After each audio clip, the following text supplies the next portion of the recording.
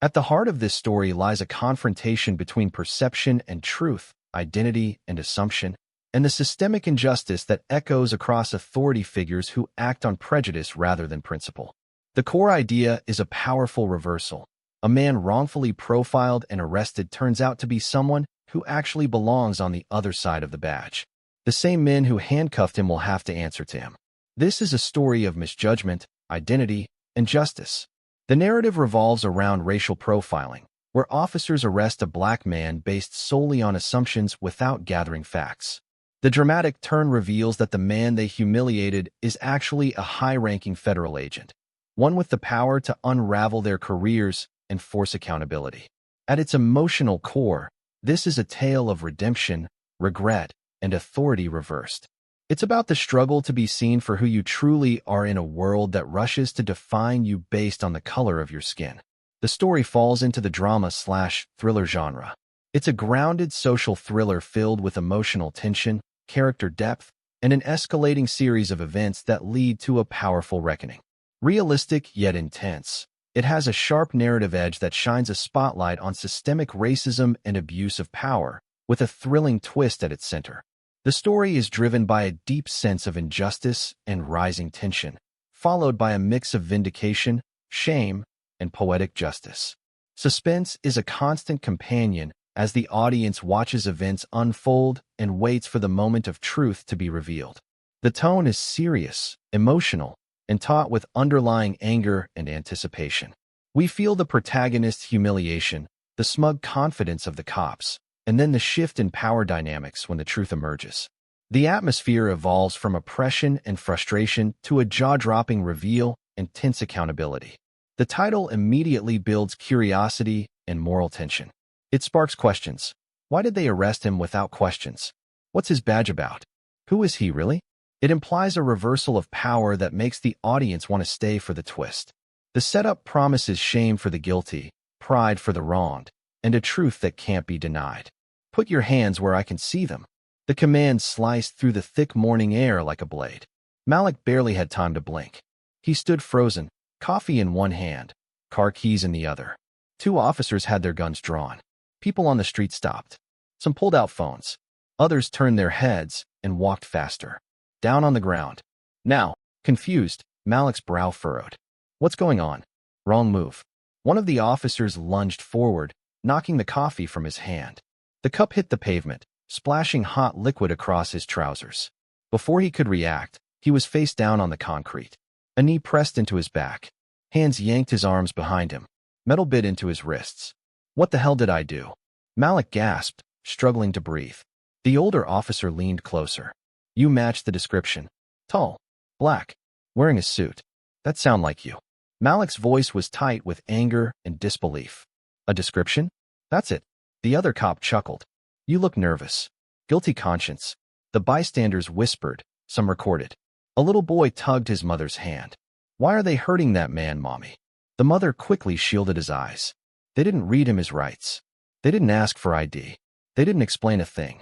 They shoved him into the back of the cruiser like a threat instead of a citizen. His cheek pressed against the smudged glass, hands cuffed behind him, suit wrinkled and stained. He stared blankly ahead, eyes burning, not from fear, but fury. He watched the city blur past.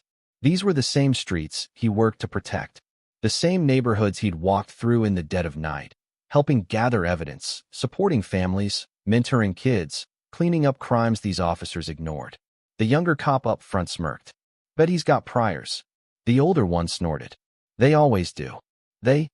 Malik didn't flinch. He heard every word, logged every syllable. The police station loomed ahead. He had been brought in before, but never like this. Not in handcuffs. Not treated like a criminal. As they pulled him from the car, one of the officers whispered low in his ear. Try anything smart, and I'll make sure you regret it. Malik raised his head slowly, eyes calm, focused, steady. You already will, he said quietly. But they didn't listen. They still didn't ask who he was. They were too sure of their version of the story, too drunk on power to imagine the truth. They hadn't even looked in his wallet. Name, Malik Hunter. Age, 34. Occupation, federal agent, Department of Justice, Internal Affairs Division. 2 hours earlier, Malik had stood in front of his full-length mirror, adjusting the knot of his tie. Navy blue, simple, sharp, unassuming. He always dressed well, not because he had something to prove, but because it reminded him of who he'd become. From a kid raised by a single mother in a rough Baltimore neighborhood, to one of the most respected internal affairs agents in the state. He took pride in the details. Crisp shirt, clean shave, polished shoes. Not for vanity, for power. Because he knew how quickly the world judged a black man for looking too casual, too tough, or too comfortable. Malik had learned to disarm with appearance. He wore the badge beneath his blazer like armor. He never showed it until he had to, until the moment called for it.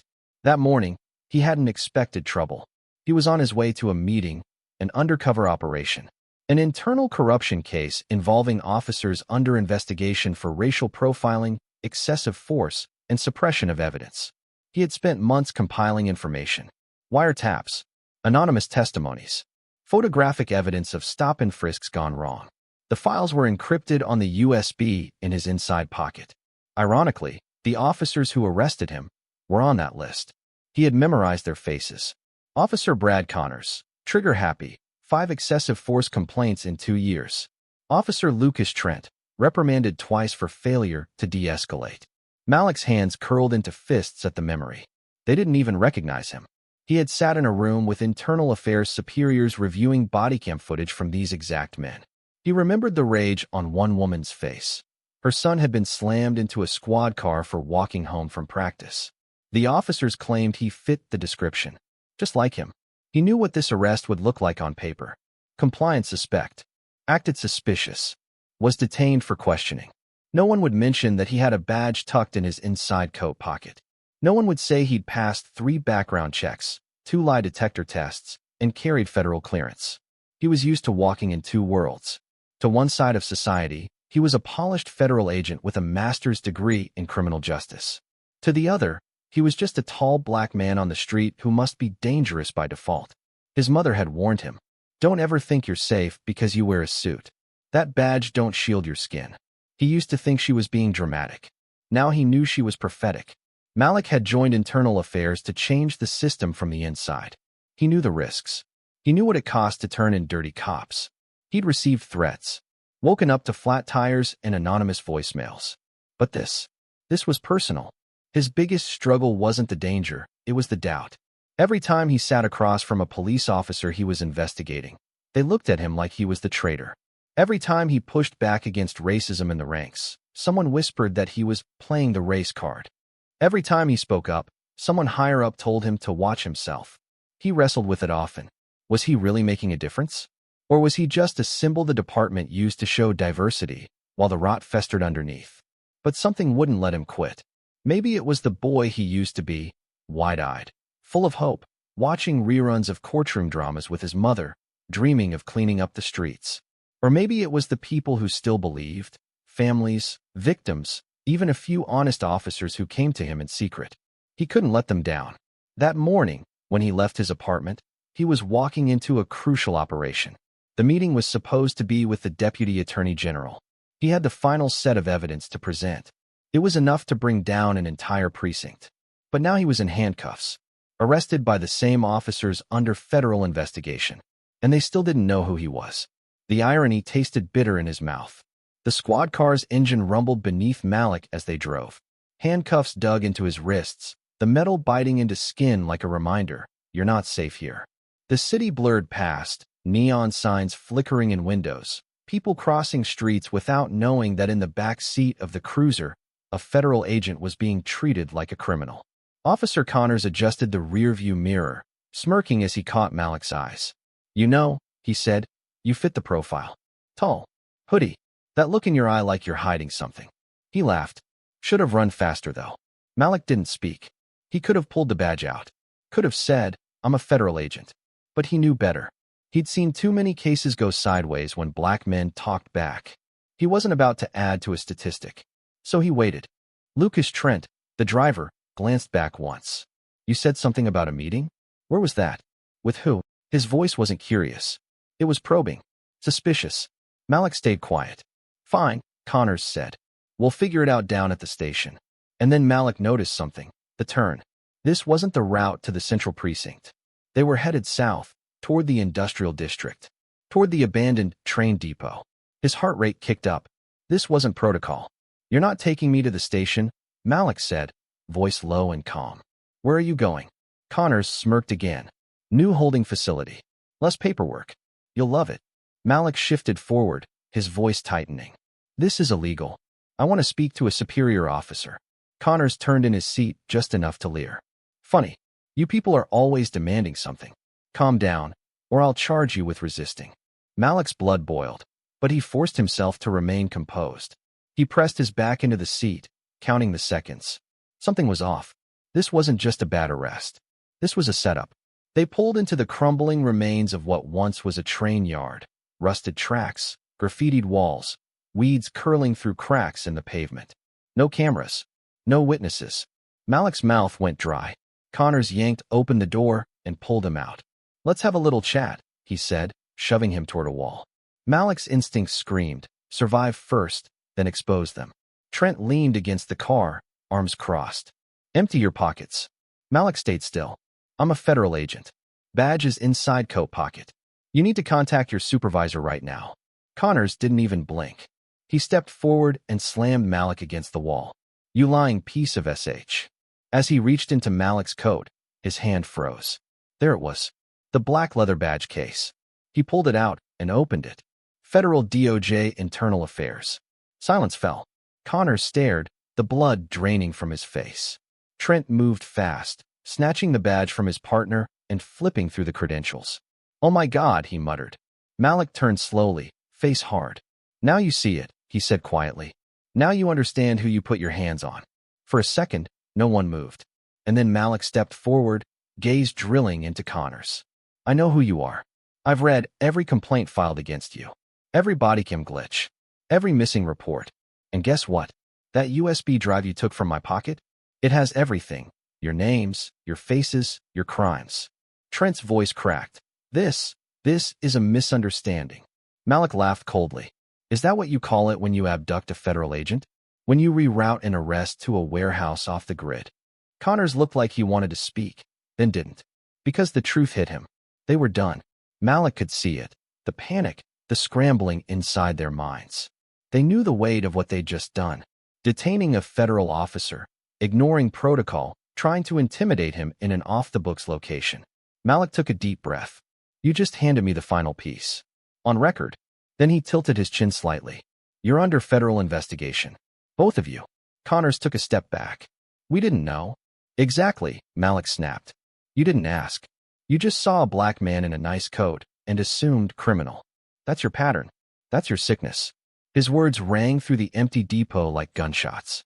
Suddenly, the sound of tires skidding across gravel broke the moment. A black SUV screeched into the lot. Malik turned toward it. "Back up." The Deputy Attorney General stepped out, flanked by 2 U.S. Marshals. Malik had activated the emergency beacon in his watch, the one reserved for agents in distress. It took 20 minutes for help to arrive, and those 20 minutes were enough for these 2 cops to bury themselves. The Marshals immediately moved in. "Hands where we can see them," one barked. Connors and Trent froze. Malik stepped aside, his posture composed, professional, though his pulse still thundered beneath his skin. "Deputy, I believe we have a problem," he said. The Deputy Attorney General nodded slowly. "We've been monitoring the bodycam feed. It's all been streamed." Connors looked as if the ground had been yanked from under him. "Bodycam what?" Malik allowed himself a cold smile. Every officer under suspicion was issued a silent live streaming upgrade. "Guess you missed that memo." It was over. The moment had started with a badge ignored. Now it ended with badges revoked. Malik stood by the rusted wall of the train depot, the cold wind brushing against his face as officers Connors and Trent were placed in handcuffs. For a brief moment, he allowed himself to breathe. Not in relief, but in preparation. Because this wasn't the end. It was only the beginning. The Deputy Attorney General approached, his face grave beneath the hard lines of professionalism. He extended a hand. "Agent Malik, you okay?" Malik shook it, eyes never leaving the scene of the 2 cops now sitting on the ground, heads lowered. "I'm not injured. But what just happened? This was no accident. It's part of a bigger pattern. We've been chasing pieces, but this This is the crack in the whole damn system. The deputy nodded. And you just gave us the crowbar to break it wide open. Malik's mind flashed back to the case files. Over 30 complaints tied to Connors and Trent. 5 internal investigations that mysteriously vanished. He thought of the victims, the ones who never got justice because the men with the power to uphold the law used it to crush others instead. This operation, Malik said, it has to expand. We need to go deeper. They're not acting alone. He climbed into the back seat of the SUV with the deputy. As they drove toward the federal building, Malik's phone buzzed. It was a message from his handler. You're about to stir a hornet's nest. Be ready. He typed back. I've never been more ready in my life. By the time he arrived at headquarters, the media had caught wind of the situation. A leak somewhere, probably intentional, had sent shockwaves across the city. DOJ agent wrongfully detained by local officers. Secret corruption probe uncovered within police department. Federal crackdown on misconduct begins. Malik walked through the lobby, his presence drawing the attention of every agent, officer, and administrator. Some gave nods of respect. Others, especially the old guard, looked uneasy. Good. He wasn't here to make friends. He entered the war room, a secure space where the walls were lined with digital screens, live feeds, documents, and face recognition data. His team was already gathered: analysts, tech experts, legal strategists.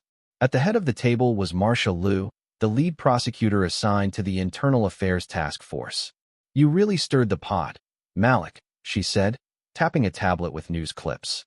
Connors and Trent are trending. They were the tip, Malik replied. Time to find the iceberg. He clicked the remote. A map appeared, highlighting sectors of the city where police complaints had spiked over the past 5 years. Cross-reference these with missing case files, he instructed. I want every redacted report pulled. Every glitch, every sudden resignation, highlight it. Liu raised an eyebrow. You think there's a ring? I don't think. I know. The screens flickered with images, victims, suspect officers, surveillance timestamps, blurred faces. Malik moved from one screen to the next like a general in a war room. Because that's what this was. A war. Not fought with bullets, but with truth. Data. Exposure. Accountability. One of the analysts, a young tech was named Jordan, called out, "We have something. There's a pattern of reassigned officers. Every time a misconduct complaint hits a certain threshold, they're quietly moved to a different district, records scrubbed, incidents sealed." Another pulled up a spreadsheet. Look at the signatures on these transfer orders. Same 2 names appear in every case. Liu narrowed her eyes. Chief Hamlin and Captain Reese. Malik felt his jaw tighten. That's the top. That's the rot. He turned to the room. We start there. Quiet surveillance. Wire approvals. Let's build a case that'll make the walls collapse. Days passed in a blur of strategy and sleepless nights. Malik's apartment became a second workspace. Screens, files, notes littered across every surface. He hardly ate, slept in bursts, but every hour brought more evidence. A web was forming, one that showed how deeply corruption had woven itself into the city's veins. Abuse, cover-ups, payoffs, internal reviews led by people complicit in the crimes. A system engineered to protect itself. One night, as Malik sat watching footage from a pulled bodycam clip, an officer shoving a teenage boy against a wall, he felt something shift inside him. Rage. Not the kind that explodes. The kind that sharpens. This wasn't just about justice anymore. It was personal. Because that boy on the screen, he could have been Malik at 15. Could have been any number of kids from the same block Malik had grown up on. The ones who never got out. He leaned back in his chair, staring at the ceiling, remembering his mother's voice. If you make it out, don't just survive. Shake the ground beneath them. He was about to do exactly that. The following week, Malik wore a wire to a high-level charity gala, a fundraiser hosted by the mayor's office. The same mayor who had publicly defended the police during protests the year before. He mingled with suits and wine glasses, fake smiles and hidden agendas. At one point, Chief Hamlin approached. Agent Malik, the man said, grinning like a snake in silk. We heard you had an unpleasant encounter with 2 of our boys. Hope no hard feelings. Malik smiled politely. Just doing my job, Chief. Oh, I'm sure you are. Just be careful. Sometimes, stirring the pot gets the kitchen burnt down. A threat. Casual. Smooth. coated in privilege. But it was recorded, and it was all Malik needed. He raised his glass. Message received. Then he walked away, heart pounding but steady. He knew the risk. But he also knew this. The truth was no longer locked behind closed doors. It was gathering momentum. And when it finally hit, it would hit like a tidal wave. 3 days later, the DOJ issued a formal statement. An emergency task force was being deployed to investigate systemic abuse within the Metro Police Department. Names were named. Suspensions were issued. Warrants were filed. And Malik? He stood before the press, tall, calm, relentless. Justice isn't always loud, he said into the mic. Sometimes it waits, watches, and then it strikes. The city was waking up, and Malik was leading the charge. The city no longer whispered about Malik, it roared his name. What began as a covert investigation had erupted into a national reckoning. The streets buzzed with protests, vigils, and rallies. The truth had surfaced like oil on water, undeniable and slick with decades of buried injustice. But beneath the surface, Malik felt the shift, not just in the headlines, but in the air, in the system, in himself. One night, as he reviewed the files of the newly suspended officers, his phone buzzed with a message that would change everything. Unknown number. You think you've uncovered the truth. You've only scratched it.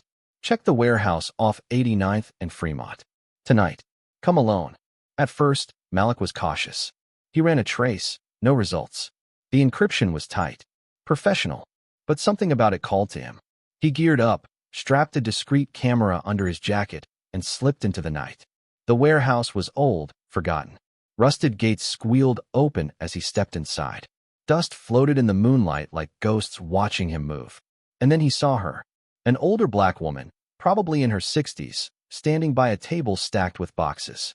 You Malik? I am. And you are. They used to call me Detective Walker. But that was a long time ago.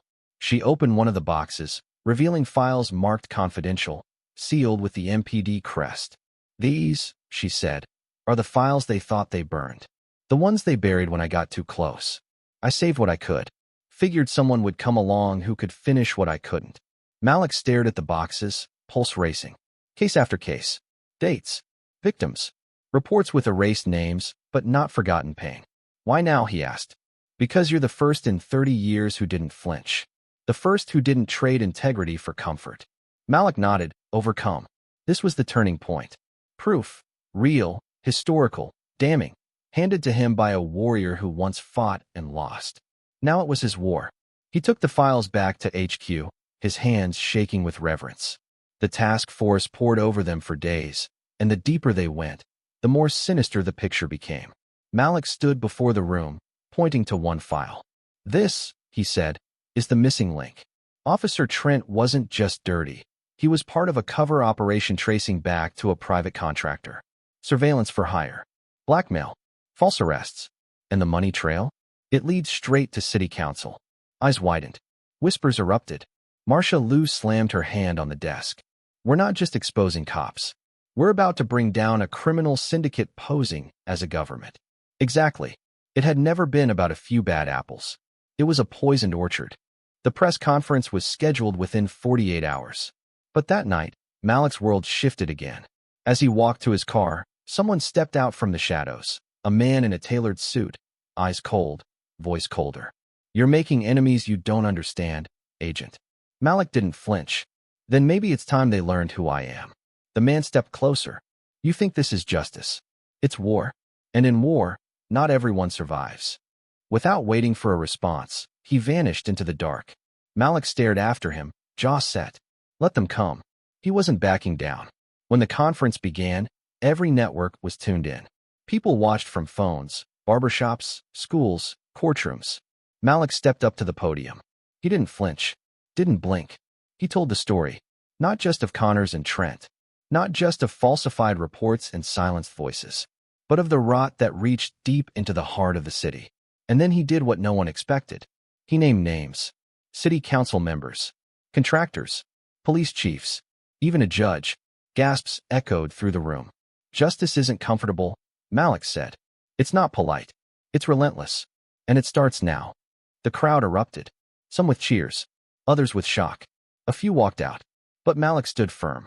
This was the turning point, not just for the case, but for a city that had been asleep for too long, and for a man who'd once been profiled by the very system he now dismantled from within. The courtroom was packed, not with criminals, but with those who had once worn power like armor. City officials, contractors, police officers, some in cuffs, others awaiting fate. Behind them sat journalists, activists, survivors. The air was thick with truth ready to explode. Malik stood at the center of it all, not as an agent, not even as a victim, but as a man who refused to be silenced. 3 weeks had passed since the press conference.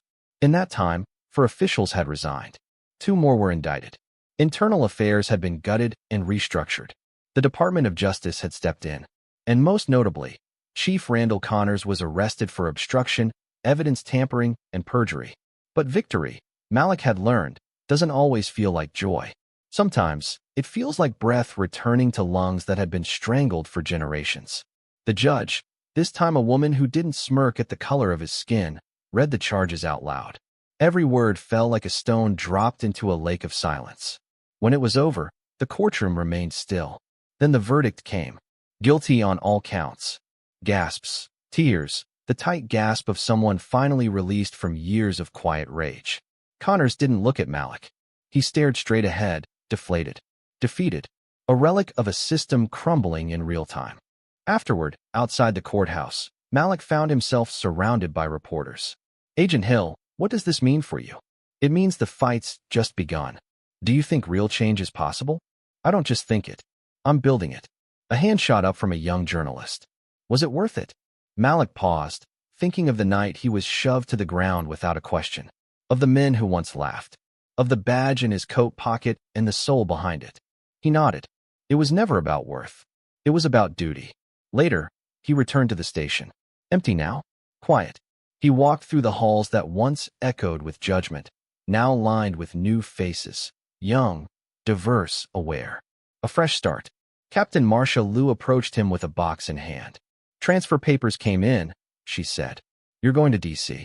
They want you on a federal civil rights task force. High level. You'd be shaping the future, not just responding to the past. He looked at the envelope. For so long, he'd fought from within.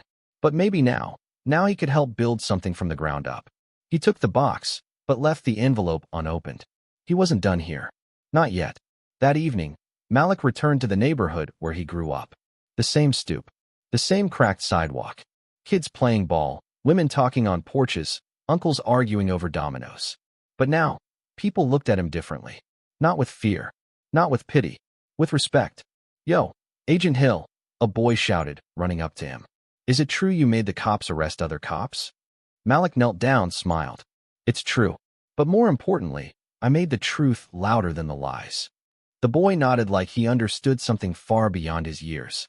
Can I be like you someday? Malik looked him in the eyes. No, he said. Be better. He spent the night in his old room, walls still scuffed, posters faded. On the dresser sat the old badge from his father's day, tarnished, dinted, but whole. He placed his new badge beside it. 2 generations. Same fight. New rules. The next morning, he woke before sunrise. Stepped outside. The sky was bleeding gold. A quiet whispered through the city like a promise kept. Change had come, not as a wave, but as a rising tide. And Malik Hill, once arrested without a question, now stood as a man who answered to no one but truth.